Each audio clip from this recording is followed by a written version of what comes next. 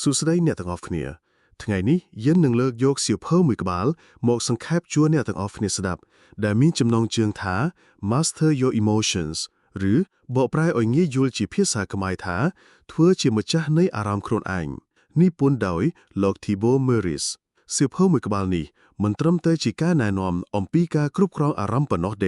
ปันตาเวียก็จิก้าเลียตระด้างมวยได้อาจเอายืนพระบโรตุสนะอมปีอารามระบบยืงพองได้โกลกำนุดสโนระบบสิบเฮนี้คือถายืมมีอำนาจนักนูนเจริญระเบียบได้ยืงปฏิกรรมจำตัวอารามระบบยืงชี้เจียงการอนุญาตออยอารามแต่งโนจีเนะกรุบโรงยืงข้างคราวนี้ยืงหนึ่งเลิกยกประมุยเมเรียนสำคัญปีสิวเผย Master Your Emotions หมกทั่วกายบังห้างจวนเนะตงออกเนี่ยเมเรียนตีมวยอารมณ์คือจิตตึ้นในมันแม่นจิก้าเปิด Emotions are data not facts เมเรียนนี่คือจิมูลฐานกรึในเสียวเผยต่างมูลโลกเมริสพุนโยลธาอารมณ์คือเจลัตพอลในก้าบอสไรระบบขัวกบาลจำพวกพฤติกาหรือกำนุดนามวยพวกเวียดารตัวชี้สัญญาหรือโป้ระเมียนแด่ปราบเยืองอมปีสถานเพียบขังขนองระบบเยืองหรือระเบียบได้เยืองย่ลเคินเติดการปีพบโลกจุ่มวุ่นคล้วนเยืองอุติหออารมณ์ไผ่คลาดอาชีสัญญาปรับเยือนท้าเมียงกรธนักขณะได้อารมณ์รีกเรียอาชีสัญญาปรับเยือนท้าเอาไว้หมวยกำปุ้งดำหน้ากาละอตัวชี้อย่างนาสัญญาอย่างนี้มันแม่นชีกาพุดดัดขาดหรือชีเสกในแถลงกาอมปีกาพุดขังเกล้าหนูเตกาโยดังปีอารมณ์หนึ่งช่วยเยิงออยมันชอบจำแปะเฉียมวยอารมณ์ระเบาะเยิงเฮาเยิงก็อาจตรูดไปนุดมือปูเวียผ่องได้ดอยเยิงอาจสู้ชีสำดูทาตาอารมณ์นี่กำปงปรับขยมปีเอาไว้ตาเวียปัดเฉียตรมเตราแมนได้หรือเตอุติหอท้าเนะบ้าบ่มันเนี่ยจีกัดมุกเนี่ยดอยมันบ้านพดอสัญญาเนะมีอารมณ์ข้างสำบาเพลียมอารมณ์กำหึ่งนี่คือจิตตื้นในได้บังให้ท้าเนะบอกสลายสก้ามเพียบนุทาจิกามึนกรบหรือโกรธหนักปนใต้กาปืดคือทาเนะบักบอนุเพราะห้าชีมันบานเคยเนี่ยหรือเพราะห้าชีมีนอาสันกำหึ่งระเบาะเนี่ยมันแม่นชีก้าปืดแต่ท้าเนะบักบอนุชีมนุอักเราะนุเตกาดังท้าเวียกรานใต้จิตตื้นไหนอนุญาตอ่อนเนี่ยดอกดังหามแวงเฮามันบันต้อบังการกำหึ่งโดยกาเกิดเอาวิจุเมียนบันแทมเตียดอุติหอตีปีประสันมัดแพะระบอเนะระตูลบานกาดำลางฐานะเฮยเนะมีนอารมณ์จรแนนอารมณ์จรแนนนี้คือจิตเต้นในดับบังหานท้าเนะเปรียบเทียบครูนเองจิมวยมัดแพะระบอเนะเฮยมีนอารมณ์ท้าเนะมันต้อนมีนกุลสมบัติกรุบกรวนปนตากาเปิดกุยท้ามัดแพะระบอเนะอาจหนึ่งคัดคอมปรังปรางขลังนะเฮยกาดำลางฐานะระบกวดมันบานถ้วยไอเนะจ่ออันถอยนุเตกายุลดังท้าวิกรันเตจิตนในอาจช่วยเนะไอพิจารณาเลือให้พ่อแดเนะมีนอารมณ์จรแนนหายประหารเชียพดอดเลือกูลใดหนึ่งการิจำรานพต้อยครูนระบอเนะวิงเมเรียนเตปีเนะมันแม่นชีอารมณ์ระบอเนะเต you are not your emotions เมเรียนนี้ปองริกมเด็ดในจำนึกตีมวยเมอริสบัญจธาเมียนเพียบขอขณีระเวียงเนี่ยครูนอังเปิดประกอบระบอเนะนึ่งอารมณ์ระบอเนะอารมณ์คือจือบทพิสาวบรรดาอสนได้ฉลองกัดเนี่ยเหมือนแม่นจือพนัยสโนลในอัตสัญญาณระบบเนี่ยนุเตเนื้อเปียยังในเยยท้าขยิมคังยังกำปงกำหนดอัตสัญญาณครูนแองจีมวยอารมณ์นูปตุยจะเว้นการในเยยท้าขยิมกำปงมีนอารมณ์ขังทั่วไอมินจันหลอระเบียงเนี่ยนึ่งอารมณ์จนหลอนี้พดอไอเนี่ยเนื้อเสรีพีบในการเจริญระเบียมได้เนี่ยนึ่งปฏิกรรม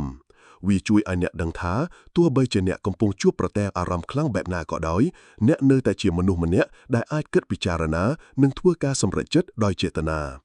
อุติเฮาเจแสดงจุมนัวอาการในยัยขนมตานตังได้อาจทั่วไอเนี่ยมีอำนาจขนมกาพระประโดสถานเพียบนุส้มในยัยท้าขนมกำปงชั่วประแตเพียบตานตังเคลียตีปีนี้บังหางท้าเพียบตานตังกรอนเตเจียบอดปีศาจมวยได้เนี่ยกำปงฉลองกัดมันแม่นเจียนนาเนี่ยนุเทวิอาณิญาตไอเนี่ยสู้คลวนอายท้า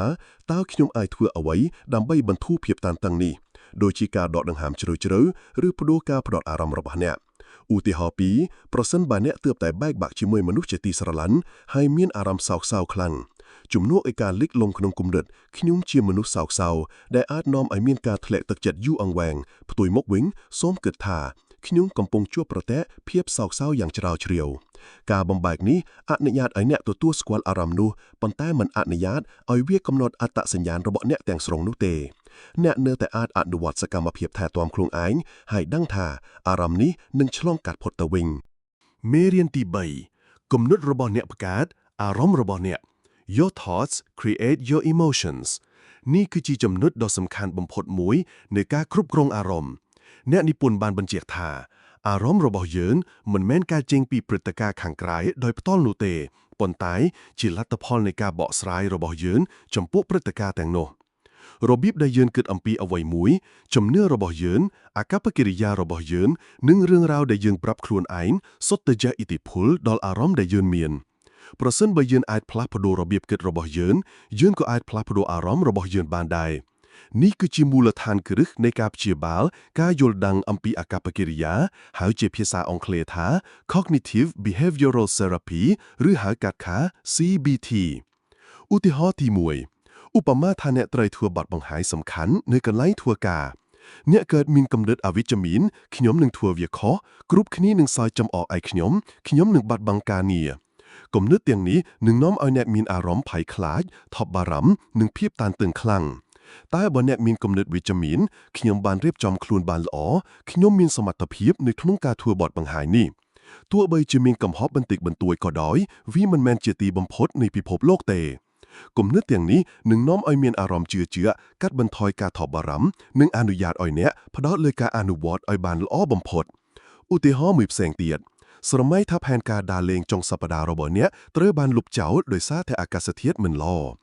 បើអ្នកមានគំនិតអវិជ្ជមានដូចជាគិតថាថ្ងៃចុងសប្តាហ៍របស់ខ្ញុំត្រូវបានបំផ្លាញខ្ញុំតែងតែជួបរឿងអាក្រក់ៗបែបនេះគំនិតទាំងនេះនឹងនាំឲ្យមានអារម្មណ៍ខកខានឆាប់ខឹងនិងសោកសៅតែបើអ្នកមានគំនិតវិជ្ជមានអ្នកនឹងគិតថាអូខេអាកាសធាតុថ្ងៃនេះភ្លៀងធ្លាក់ត្រជាក់ល្អខ្ញុំអាចប្រើពេលនេះដើម្បីអានសៀវភៅដែលខ្ញុំចង់អានយូរហើយឬជជែកលេងជាមួយគ្រួសាររបស់ខ្ញុំនៅតែអាចរីករាយនឹងថ្ងៃចុងសប្តាហ៍តាមវិធីនេះបានគំនិតយ៉ាងនេះនឹងនាំឲ្យមានអារម្មណ៍ស្ងប់ស្ងាត់ការទទួលយកនិងការស្វែងរកឱកាសថ្មីមេរៀនទី4អនុវត្តការដឹងខ្លួន mindfulness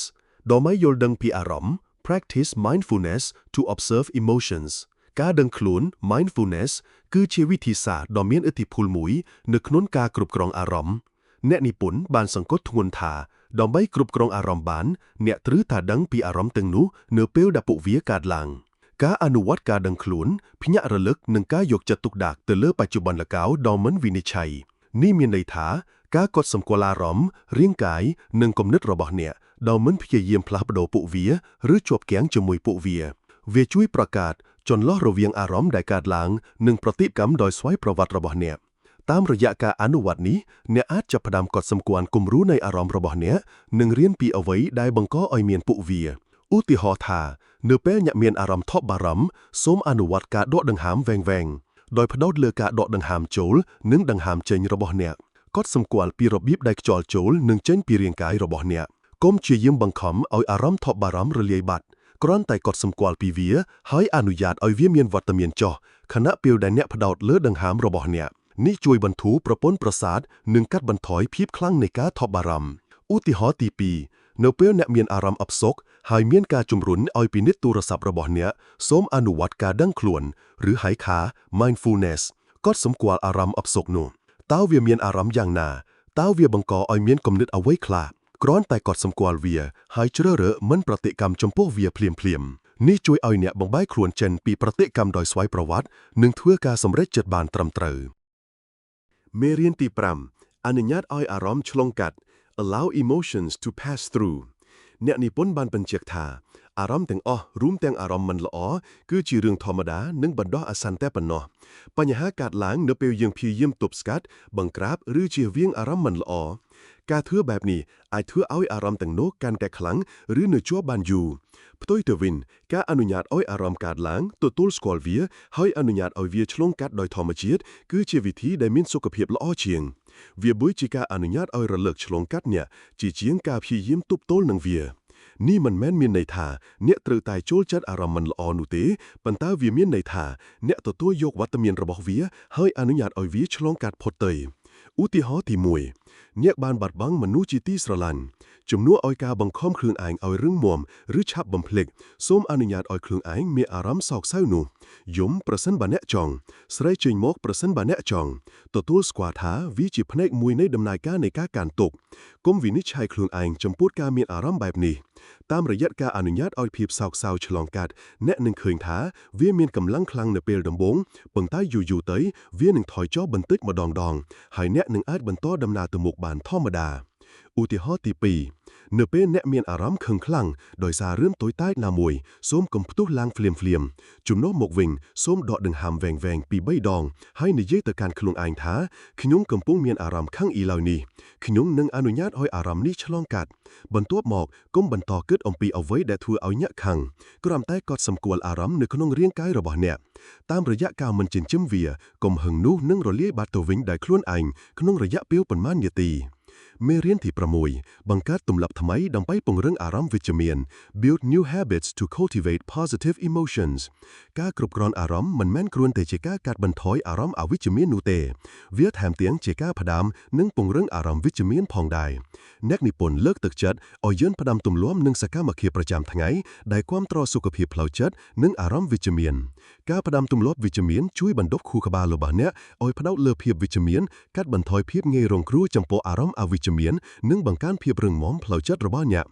ឧទាហរណ៍ទី1នៅពេលអ្នកមានអារម្មណ៍ខឹងខ្លាំងដោយសាររឿងតូចតាចណាមួយសូមកុំផ្ទុះឡើងភ្លាមៗជំនួសមកវិញសូមដកដង្ហើមវែងៗពី3ដងហើយនិយាយទៅកាន់ខ្លួនឯងថាខ្ញុំកំពុងមានអារម្មណ៍ខឹងឥឡូវនេះខ្ញុំនឹងអនុញ្ញាតឲ្យអារម្មណ៍នេះឆ្លងកាត់បន្ទាប់មកកុំបន្តគិតអំពីអ្វីដែលធ្វើឲ្យអ្នកខឹងគ្រាន់តែកត់សម្គាល់អារម្មណ៍នៅក្នុងរាងកាយរបស់អ្នកតាមរយៈការមិនចិញ្ចឹមវាកុំហឹងនោះនឹងរលាយបាត់ទៅវិញដោយខ្លួនឯងក្នុងរយៈពេលប៉ុន្មាននាទី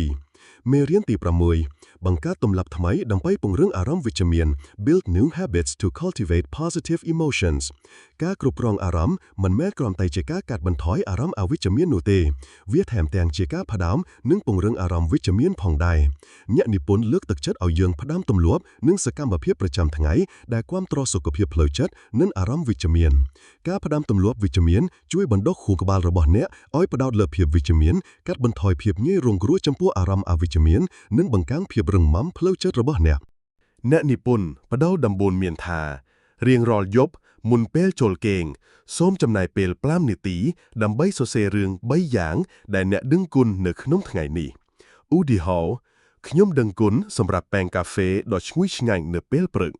ខ្ញុំដឹងគុណសម្រាប់ឱកាសបាននិយាយជាមួយមិត្តល្អរបស់ខ្ញុំដឹងគុណសម្រាប់អាកាសធាតុដ៏ល្អក្នុងថ្ងៃនេះការអនុវត្តនេះជួយបង្វែរការផ្ដោតអារម្មណ៍អ្នកពីអ្វីដែលខ្វះខាតទៅរកអ្វីដែលអ្នកមានហើយបង្កើនអារម្មណ៍សុភមង្គលនិងពេញចិត្តដំបូន្មានទី2គឺការហាត់ប្រាណកំណត់ពេលធ្វើលំហាត់ប្រាណជាប្រចាំឧទាហរណ៍30នាទី3ដងក្នុងមួយសប្តាហ៍ការដើរហាត់ប្រាណឬរត់អាចបញ្ចេញអរម៉ូន endorphins ដែលជាសារធាតុគីមីធម្មជាតិរបស់រាងកាយដែលជួយកាត់បន្ថយភាពតានតឹងថប់បារម្ភនិងជួយឲ្យអារម្មណ៍ល្អឧទាហរណ៍ការរត់នៅឧទ្យានរៀងរាល់ងាយអាចជួយឲ្យអ្នកបន្ធូរអារម្មណ៍ពីភាពតានតឹងការងារនិងមានអារម្មណ៍ស្រស់ស្រាយដំបូន្មានទី3ត្រូវកំណត់ព្រំដែនសម្រាប់ខ្លួនឯងរៀននិយាយទេចំពោះការស្នើសុំដែលហួសពីសមត្ថភាពរបស់អ្នកឬរឿងដែលអាចធ្វើឲ្យអ្នកតានតឹងឧទាហរណ៍ប្រសិនបើមិត្តរួមការងារស្នើសុំឲ្យអ្នកធ្វើការបន្ថែមនៅចុងសប្តាហ៍ប៉ុន្តែអ្នកមានផែនការសម្រាកហើយដឹងថាវាអាចធ្វើឲ្យអ្នកអស់កម្លាំងសូមនិយាយលេដោយគោរពការកំណត់ព្រំដែនជួយការពារថាមពលអារម្មណ៍របស់អ្នកនិងរក្សាតុល្យភាពជីវិតដំបូន្មានទី4ត្រូវគេងឲ្យបានគ្រប់គ្រាន់បង្កើតទម្លាប់ចូលគេងនិងក្រោកពីគេងនឹងម៉ោងដដែលជារៀងរាល់ថ្ងៃសូម្បីតែចុងសប្តាហ៍ក៏ដោយគោលដៅសម្រាប់ការគេង7ទៅ9ម៉ោងក្នុងមួយយប់ការគេងមិនគ្រប់គ្រាន់អាចធ្វើឲ្យអារម្មណ៍ប្រែប្រួលឆាប់ខឹងនិងពិបាកផ្ដោតអារម្មណ៍ការគេងឲ្យបានគ្រប់គ្រាន់ជួយឲ្យខួរក្បាលរបស់ការបានល្អប្រសើរនិងគ្រប់គ្រងអារម្មណ៍បានកាន់តែមានប្រសិទ្ធភាពសរុបសេចក្តីមកសៀវភៅ Master Your Emotions អ្នកនិពន្ធបានផ្ដល់ជូនឧទាហរណ៍ជាក់ស្ដែងនិងស៊ីជម្រៅសម្រាប់អ្នកដែលចង់កសាងទំនាក់ទំនងឲ្យបានល្អជាមួយអារម្មណ៍របស់ខ្លួនគំនិតស្នូលរបស់សៀវភៅនេះអាចសង្ខេបបានដូចខាងក្រោម 1. អារម្មណ៍គឺជាព័ត៌មានមិនមែនជាការពិតដាច់ខាត 2. ពួកវាគ្រាន់តែជាសញ្ញាដែលកើតចេញពីការបកស្រាយរបស់យើងចំពោះពិភពលោក 2. អ្នកមានអំណាចនៅក្នុងការបំបីខ្លួនពីអារម្មណ៍របស់អ្នកមិនមែនជាអារម្មណ៍របស់អ្នកនោះទេអ្នកគ្រាន់តែជាអ្នកជួបប្រទះវាការយល់ដឹងនេះផ្ដល់ឲ្យអ្នកនូវសេរីភាពនៅក្នុងជ្រើសរើសប្រតិកម្ម 3. គំនិតរបស់អ្នកបង្កើតអារម្មណ៍របស់អ្នកដោយការផ្លាស់ប្ដូររបៀបគិតរបស់អ្នកអាចផ្លាស់ប្ដូរអារម្មណ៍របស់អ្នកនេះគឺជាគន្លឹះសំខាន់នៅក្នុងការគ្រប់គ្រងអារម្មណ៍ 4. ការដឹងខ្លួន mindfulness គឺវិធីសាស្ត្រដ៏សំខាន់ដើម្បីជួយអ្នកឲ្យកត់សម្គាល់និងយល់ដឹងពីអារម្មណ៍របស់អ្នកនៅពេលដែលពួកវាកើតឡើងដោយមិនវិនិច្ឆ័យ 5. អនុញ្ញាតឲ្យអារម្មណ៍ឆ្លងកាត់កុំព្យាយាមទប់ស្កាត់ឬជៀសវាងអារម្មណ៍មិនល្អទទួលយកវត្តមានរបស់វាហើយជឿជាក់ថាវានឹងរលាយបាត់ទៅវិញដោយខ្លួនឯងប្រសិនបើអ្នកមិនបន្តចិញ្ចឹមវា 6. បង្កើតទម្លាប់វិជ្ជមានវិនិយោគលើទម្លាប់ប្រចាំថ្ងៃដែលលើកកម្ពស់សុខុមាលភាពរបស់អ្នកមិនពង្រឹងអារម្មណ៍វិជ្ជមានដូចជាការដឹងគុណការធ្វើលំហាត់ប្រាណនិងការកំណត់ព្រំដែនតាមរយៈការអនុវត្តមេរៀនទាំងនេះអ្នកអាចផ្លាស់ប្ដូរពីការត្រូវបានគ្រប់គ្រងដោយអារម្មណ៍របស់អ្នកទៅជាអ្នកដែលគ្រប់គ្រងអារម្មណ៍របស់ខ្លួនដែលនឹងនាំឲ្យជីវិតរបស់អ្នកមានតុល្យភាពសុខសាន្តនិងមានអំណាចជាងមុន